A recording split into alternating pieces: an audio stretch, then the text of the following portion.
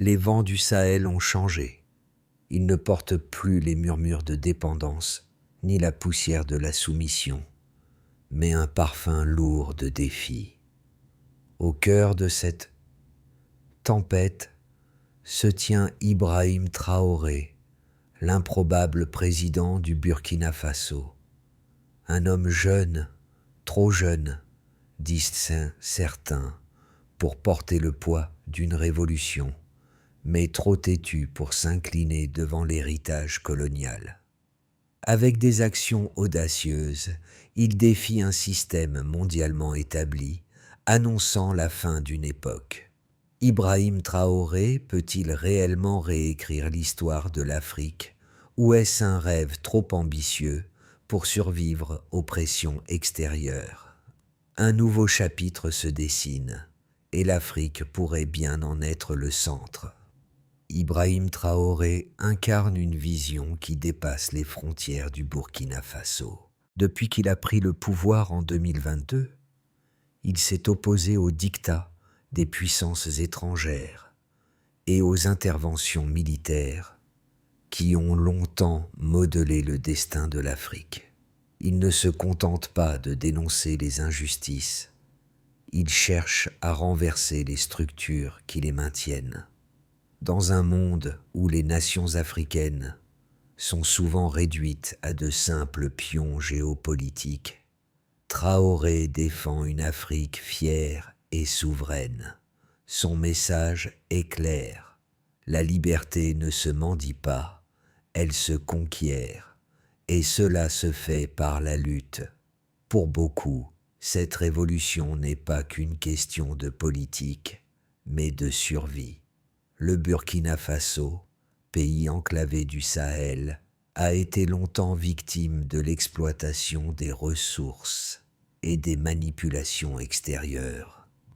Traoré voit l'indépendance non seulement comme un idéal, mais comme une nécessité pour que les générations futures puissent vivre dignement. Mais la question demeure, dans cette quête de souveraineté, à quel prix? Le chemin est semé d'embûches, et les sacrifices seront-ils à la hauteur des enjeux? Ibrahim Traoré, à peine trentenaire lorsqu'il a pris les rênes du Burkina Faso, est devenu une figure qui défie toutes les attentes. Le monde, peu attentif à l'ascension de ce jeune président, a tôt fait de le cataloguer parmi les populistes militaires du continent. Mais, sous son uniforme et ses discours teintés de révolte, se cache une conviction forgée par l'histoire du pays.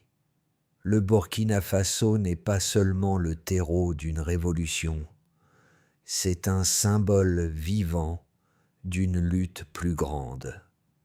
Un rappel des échecs de précédentes révolutions en Afrique, les rêves de Patrick Lumumba, Thomas Sankara ou encore Muammar Kadhafi. Chacun de ces hommes a rêvé d'une Afrique émancipée, mais tous ont échoué à faire face à la résistance des anciennes puissances coloniales. Ce n'est pas un hasard si Ibrahim Traoré a fait des références à ces figures historiques dès ses premiers discours. En prenant le pouvoir, il s'est lancé dans une quête qui ne s'apparente pas à une simple prise de pouvoir, mais plutôt à une réécriture du destin de son pays et, par extension, de tout le Sahel. Nous ne nous battons pas seulement contre le terrorisme, a-t-il déclaré. Nous nous battons contre un système mondial qui garde l'Afrique faible. Ces mots-là ne sont pas vides. Ils sont le prélude d'une transformation radicale. Traoré ne veut pas seulement être un président, il veut incarner un changement de paradigme pour l'Afrique. C'est cette vision qui a mené son gouvernement à dissoudre les bases militaires étrangères, à réécrire les accords de ressources et à réévaluer les partenariats économiques pour privilégier les entreprises locales. Mais à mesure que le Burkina Faso se réapproprie ses ressources et redessine ses relations internationales, les résistances s'intensifient. Des embuscades dans le nord du pays, des explosions proches des quartiers gouvernementaux, des sabotages. Ces événements ne semblent plus être des coïncidences. Ce qui semblait être des révoltes locales se transforme peu à peu en un mouvement plus structuré, soutenu par des acteurs extérieurs. La guerre, cette fois, se mène sur deux fronts, celui des armes et celui de l'information. Les ennemis invisibles se cachent dans les coulisses, alimentant la guerre psychologique et la désinformation. Lorsque Ibrahim Traoré est arrivé au pouvoir en 2022, il a hérité d'un pays en pleine tourmente. Le Burkina Faso, déjà fragilisé par la menace du terrorisme islamiste et les tensions internes, se retrouvait également pris dans les jeux de pouvoir des grandes puissances étrangères. Pourtant, au lieu de se soumettre à ces forces extérieures, Traoré a choisi de redéfinir l'ordre. Dès les premières semaines de son gouvernement, il a pris des décisions audacieuses, rompant avec les pratiques coloniales encore bien ancrées. Les bases militaires étrangères, symboles de la dépendance de l'Afrique, ont été dissoutes et les contrats miniers ont été réécrits pour favoriser les intérêts locaux. Son approche, loin de séduire tout le monde, a suscité des critiques et des inquiétudes à l'international. Les relations avec l'Occident se sont rapidement tendues. Des sanctions ont été envisagées, des investisseurs européens ont suspendu leurs projets et des éditoriaux ont qualifié Traoré de dictateur en herbe. Cependant, au Burkina Faso, les réactions étaient plus partagées. Tandis que certains voyaient en lui un sauveur, d'autres craignaient que sa quête de souveraineté ne soit qu'un prétexte pour instaurer un régime autoritaire. Mais ce qui est certain, c'est que les actions de Traoré ont eu un impact immédiat sur le terrain. Les villages, auparavant livrés à eux-mêmes, ont commencé à recevoir plus d'attention. Les routes commerciales ont été sécurisées et les milices locales, autrefois désorganisées, ont été formées pour protéger les populations. Cependant, la question de savoir si ces mesures étaient réellement en faveur du peuple ou si elles servaient à solidifier un pouvoir qui se cherche encore reste en suspens. La révolution burkinabé, menée par Ibrahim Traoré, ne se contente pas de réécrire les lignes de l'histoire nationale, elle redéfinit également l'équilibre du Sahel tout entier. Dès son arrivée au pouvoir, Traoré a adopté une politique résolument anticoloniale. L'objectif n'était pas seulement de renverser un régime, mais d'instaurer un nouveau modèle de gouvernance pour l'Afrique. Ces premières décisions ont eu un impact immédiat. Dissolution des accords militaires avec des puissances étrangères, retrait de bases militaires et réorientation des contrats miniers pour favoriser l'économie locale. Chaque geste, chaque déclaration semblait pousser le Burkina Faso vers une indépendance retrouvée. Mais les résistances n'ont pas tardé à surgir. À peine installé, le gouvernement de Traoré a dû faire face à une opposition farouche, aussi bien à l'intérieur qu'à l'extérieur du pays. Les premières manifestations ont éclaté et les informations sur des attaques terroristes ont commencé à se multiplier. Mais ce qui semblait être une simple révolte locale prenait rapidement une tournure inquiétante. Le chaos grandissant ne pouvait pas être simplement attribué à des groupes militants. À l'intérieur du pays, certains dénonçaient déjà l'ingérence de puissances extérieures visant à déstabiliser le nouveau gouvernement. Le pays se retrouvait pris entre des mouvements de résistance interne et des ingérences extérieures destinées à perturber son chemin vers la souveraineté. Les embuscades dans le nord, près de la frontière avec le Mali, sont devenues plus fréquentes. Le gouvernement a rapidement accusé des éléments étrangers de soutenir les attaques, accusant des puissances de manipuler la situation pour s'assurer que le Burkina Faso ne devienne pas un modèle de résistance. Mais Traoré ne s'est pas laissé intimider.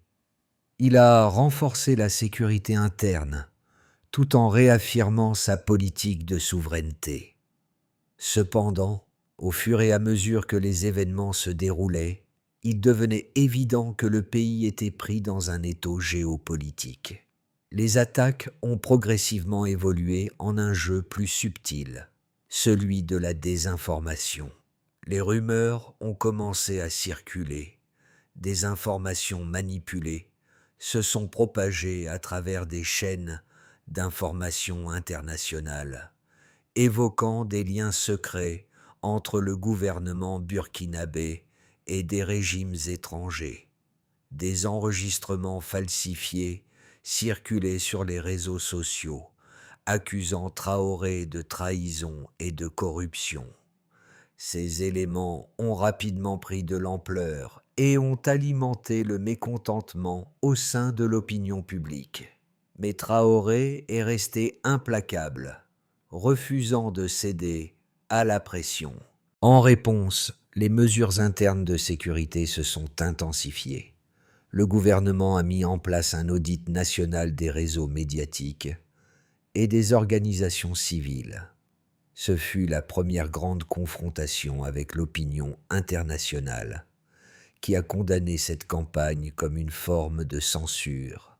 Mais pour Traoré et son entourage, c'était une question de survie. Face à l'ingérence étrangère et à la manipulation de l'information, le seul moyen de protéger l'intégrité du Burkina Faso était de rétablir un contrôle sur l'espace public et médiatique. Le pays a basculé dans un climat de tension. Les marchés étaient secoués par des rumeurs économiques, les prix des biens de consommation montaient en flèche, et les opposants au régime de Traoré réclamaient une plus grande liberté de la presse et de l'expression. Pourtant, dans les rues de Ouagadougou, un sentiment d'unité grandissait chez les partisans du président. L'appel à la souveraineté résonnait de plus en plus fort, et le soutien populaire à Traoré semblait se solidifier malgré les pressions internes et externes. Mais, à l'étranger, les critiques étaient de plus en plus sévères. Les leaders européens et américains ont mis en garde contre une dérive autoritaire et les sanctions ont commencé à se profiler. Cependant, pour Traoré, il était clair que la souveraineté nationale devait primer. Le Burkina Faso, trop longtemps soumis aux forces extérieures, ne pouvait pas se permettre de fléchir. La détermination de Ibrahim Traoré à renforcer la souveraineté du Burkina Faso ne s'est pas limitée à des déclarations audacieuses. Ces décisions ont été accompagnées de mesures concrètes, souvent basées sur des preuves tangibles et des analyses de données qui ont rapidement transformé le paysage économique et militaire du pays. Au-delà des discours et des gestes symboliques, il a introduit des changements mesurables dans la gestion des ressources naturelles et dans la structure de la sécurité nationale. Un des premiers résultats tangibles de sa politique a été une nette augmentation de la part des revenus générés par les ressources naturelles qui revenaient au pays. Le Burkina Faso, riche en or et en lithium, a longtemps vu ses ressources exploitées par des entreprises étrangères, sous des contrats peu avantageux pour le pays. Traoré a mis en place une nouvelle législation qui a permis au gouvernement de négocier des contrats plus équitables avec les multinationales. Selon des rapports internes, la part des bénéfices revenant au Burkina Faso a augmenté de 27% par rapport aux années précédentes. Ce chiffre est une preuve concrète que la politique de Traoré a eu un impact immédiat sur l'économie, mais aussi un signal fort aux investisseurs internationaux. L'ère de l'exploitation à bas coût était terminée. Un autre domaine où les résultats étaient visibles était celui de la sécurité nationale. Le gouvernement de Traoré a lancé un vaste programme de réorganisation des forces armées. En 2023, il a investi près de 200 millions de dollars dans la modernisation de l'armée burkinabé, notamment pour renforcer les capacités de lutte contre les groupes armés terroristes opérant dans le Sahel. Une grande partie de ces fonds a été allouée à l'acquisition d'équipements militaires modernes, ainsi qu'à l'amélioration de la formation des troupes. La taille de l'armée a été élargie de 15% en 2023, avec la création de nouvelles unités d'intervention rapide, capables de se déployer en moins de 48 heures sur tout le territoire. D'un point de vue stratégique, l'intensification des activités militaires a permis d'atteindre certains résultats significatifs. Les rapports des services de renseignement font état d'une réduction des attaques terroristes dans certaines zones sensibles du pays. En 2024, la région Nord, jadis un haut lieu de violence, a connu une baisse de 35% des attaques en raison des patrouilles renforcées et de l'implantation de postes de contrôle supplémentaires. Cependant, cette amélioration n'a pas été sans coût. Les pertes humaines parmi les forces de sécurité ont également augmenté, et des zones du pays restent encore sous l'influence de groupes armés. Au niveau politique, la pression internationale a continué de croître. L'Union européenne et les États-Unis ont mis en place des sanctions ciblées en réponse à la politique de Traoré, notamment contre les individus et les entreprises liées au régime. En parallèle, le pays a subi un retrait massif des investissements étrangers. Selon les données de la Banque mondiale, en 2024, les investissements directs étrangers au Burkina Faso ont chuté de 22%, un chiffre qui révèle les tensions croissantes entre le pays et ses partenaires traditionnels. Cependant, cette baisse a été partiellement compensée par l'augmentation des investissements chinois et russes dans les secteurs stratégiques comme l'énergie et les infrastructures. En dépit des critiques, ces résultats numériques démontrent que pour Ibrahim Traoré, la souveraineté ne se limite pas à des discours. Il est guidé par des données, des faits concrets et une volonté de rendre son pays moins dépendant du système mondial traditionnel. Chaque décision prise visait à renforcer la position du Burkina Faso dans un environnement international de plus en plus polarisé. Les réformes de Ibrahim Traoré ont divisé les observateurs, tant à l'intérieur qu'à l'extérieur du pays. D'un côté, ses partisans le considèrent comme un visionnaire audacieux, un leader qui redonne au Burkina Faso la dignité qu'il avait perdue sous l'influence des puissances étrangères. De l'autre côté, ses détracteurs soulignent les risques d'un autoritarisme grandissant, d'une dérive vers un pouvoir centralisé où la liberté d'expression et les droits de l'opposition seraient réprimés. Ce débat sur la nature du leadership de Traoré est au cœur de la question: sa quête de souveraineté est-elle compatible avec la démocratie, ou est-ce un simple prélude à un contrôle totalitaire? Le premier argument en faveur de la politique de Traoré repose sur son engagement envers la souveraineté nationale dans un continent africain où les anciennes puissances coloniales exercent encore une influence significative. Le président du Burkina Faso a choisi de couper les liens qui maintenaient le pays sous contrôle économique et militaire.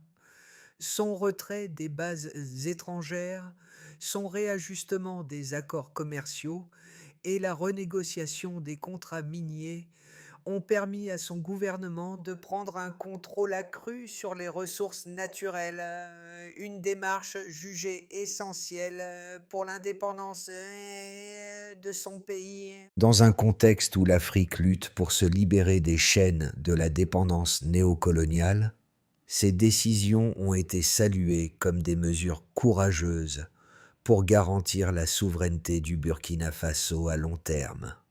Cependant, cet élan souverainiste comporte des risques, notamment sur le plan des libertés individuelles. La manière dont Traoré a géré les oppositions internes et les critiques à son égard soulève des interrogations sur la véritable nature de son gouvernement. L'augmentation de la surveillance interne, les restrictions sur les médias et l'attaque contre la désinformation ont souvent été perçues comme une forme de censure. Les sanctions imposées par les États-Unis et l'Union européenne témoignent d'une inquiétude grandissante, la crainte que la quête de souveraineté ne dégénère en un contrôle total du pouvoir. Cette crainte trouve un écho dans les observations des historiens et des analystes qui rappellent que les révolutions africaines se sont souvent heurtées à la question du leadership autoritaire, un modèle qui, même s'il émerge sous des prétextes de liberté, finit par écraser toute forme d'opposition. Face à ces critiques, Traoré reste inébranlable dans sa défense de la souveraineté. Il continue de répéter que la véritable liberté ne peut se construire que sur des bases solides et indépendantes. Le défi pour lui sera de prouver que son projet peut concilier indépendance nationale et respect des libertés individuelles, un équilibre difficile à atteindre dans un environnement géopolitique aussi tendu. Dans la guerre pour la souveraineté, Ibrahim Traoré a franchi une étape décisive en 2024, marquée par la mise en place de la doctrine forteresse Burkina. Ce concept, qui a émergé en réponse à la montée des menaces internes et externes, visait à sécuriser non seulement les frontières physiques du pays, mais aussi ses idéaux et sa culture. Traoré a compris que la souveraineté ne se limitait pas à la seule économie ou à l'armée. Elle devait aussi englober l'intégrité morale et intellectuelle du peuple burkinabé. Sous cette doctrine, les bases militaires étrangères ont été évacuées et des systèmes de défense interne ont été créés, renforçant les capacités de l'armée burkinabé. Mais ce n'était pas seulement une question de renforcement militaire. La doctrine s'étendait à chaque secteur de la vie nationale, l'éducation, les médias et même la culture.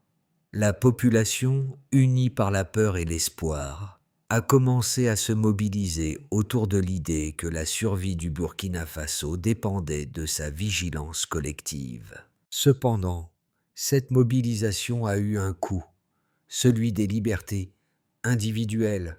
Le peuple, face à l'incertitude, a dû s'adapter à un contrôle croissant sur les informations et les actions du gouvernement. L'impact de la politique d'Ibrahim Traoré s'est rapidement fait ressentir sur plusieurs fronts. À l'échelle nationale, la mise en œuvre de la doctrine forteresse Burkina a eu des conséquences immédiates, mais aussi profondes et durables. Le pays, qui avait autrefois été sous l'influence de puissances étrangères et de groupes armés terroristes, a progressivement retrouvé une forme de stabilité, bien que fragile. Les mesures de sécurité renforcées ont permis une baisse notable des attaques terroristes, notamment dans le nord et l'est du pays. Cette amélioration, bien qu'encourageante, n'a pas été sans coût.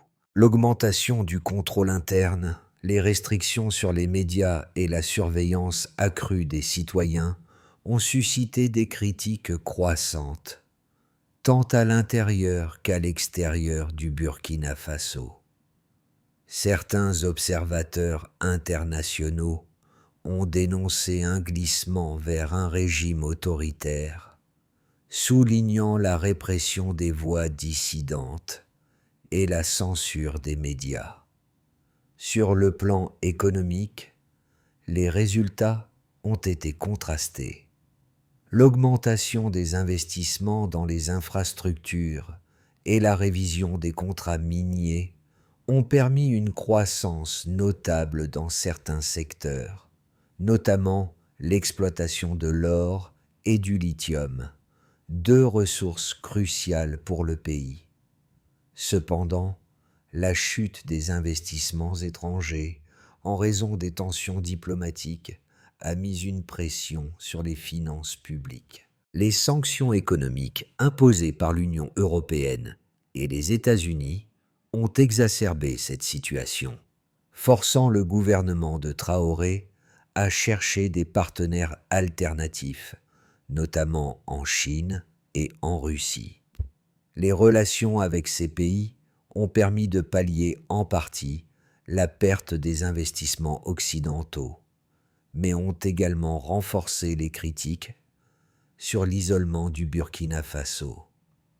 Au niveau social, les efforts du gouvernement pour renforcer la cohésion nationale et réduire les inégalités ont connu un certain succès, mais la situation reste complexe. Les programmes de redistribution des richesses, bien que bénéfiques pour certaines communautés rurales, ont été limités par l'instabilité et les tensions internes. Les régions touchées par la guerre civile et les attaques terroristes ont eu du mal à profiter de ces initiatives, et les tensions ethniques, souvent exacerbées par la guerre, continuent de fragiliser la cohésion sociale. Enfin, la question de l'avenir de la démocratie au Burkina Faso reste en suspens. La politique de Traoré, bien qu'appuyée par une grande partie de la population, soulève des préoccupations concernant le respect des droits humains et des libertés fondamentales. Le pays, bien que sur le chemin de l'autodétermination, semble piégé entre les nécessités de la sécurité nationale et les exigences de la démocratie. Dans les quartiers les populaires de Ouagadougou et au cœur des campagnes, les Burkinabés se demandent si la liberté qu'ils ont conquise en 2015, avec la chute de Blaise Compaoré, peut réellement être préservée dans un contexte de vigilance constante. L'incertitude plane et l'issue de ce combat pour la souveraineté ne semble pas encore écrite. Le Burkina Faso, sous la direction d'Ibrahim Traoré, se trouve à un carrefour stratégique. Si la situation actuelle témoigne d'une certaine stabilité, elle demeure fragile et marquée par des incertitudes économiques et politiques. Les scénarios à venir pour le pays peuvent se diviser en 3 grandes trajectoires. D'abord, dans le scénario de base, le Burkina Faso continue sur la voie tracée par Traoré, avec des ajustements progressifs dans sa politique intérieure et extérieure. Le pays parvient à maintenir une certaine stabilité grâce à la gestion efficace des ressources et à une politique de sécurité qui, bien que strictement surveillée, n'atteint pas un niveau de répression trop élevé. Les investissements chinois et russes permettent au pays de compenser le retrait des investisseurs occidentaux et des projets d'infrastructure, notamment dans l'énergie et les transports, sont lancés. Toutefois, la situation sociale reste fragile et le pays continue de faire face à des défis liés aux tensions internes et à l'opposition croissante à la politique de Traoré. Les réformes économiques et sociales progressent, mais lentement, et les libertés politiques demeurent restreintes.